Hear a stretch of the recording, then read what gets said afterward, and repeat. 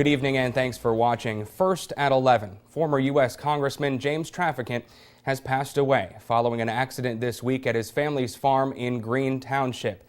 A family spokesperson tells First News Traficant died after 4 days at St. Elizabeth Health Center in Youngstown. Traficant was critically injured Tuesday when a tractor he was riding flipped over on top of him at that farm. We're told he succumbed to those injuries sometime Saturday morning. Funeral arrangements are pending. Jim Traficant was 73 years old. Whether it was good or bad, Traficant was often the topic of conversation in the Mahoning Valley or on Capitol Hill. First News reporter Jerry Ricciuti spent many years of his career covering Traficant. He takes us through the congressman's life and career.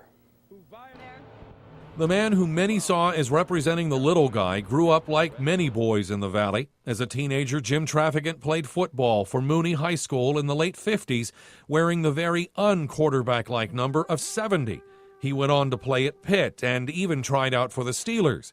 Eventually, he returned to his hometown, working as a drug counselor before running for Mahoning County Sheriff in 1980. In an interview years later, he admitted ultimately regretting that.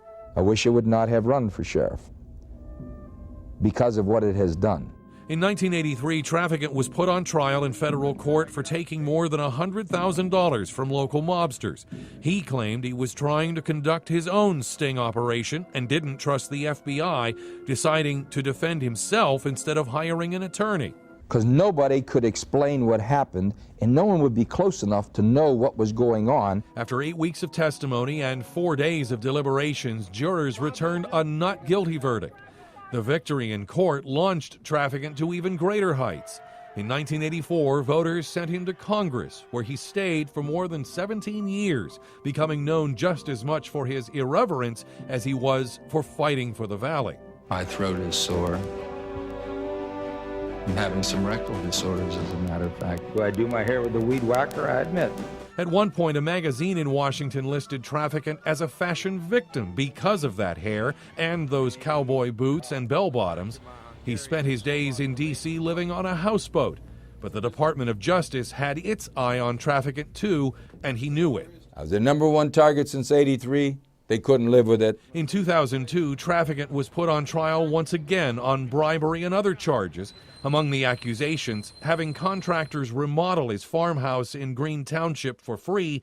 He also had his staff work at that farm without pay. As he had during the first trial, Traficant chose to defend himself, telling me years later why. Jesus Christ couldn't have won that trial. That trial was set up. Traficant was ultimately convicted on all counts and spent 7 years in prison, some of it in solitary confinement.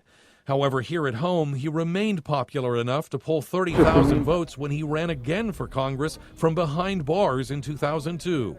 He also took up painting. Horses were a favorite subject. After his release, he put out a book containing a number of his one-minute speeches from Congress. But he also confessed he didn't miss Washington all that much. It's a big, phony place.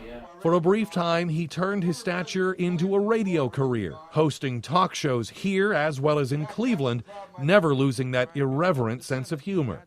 I'm not playing with you today.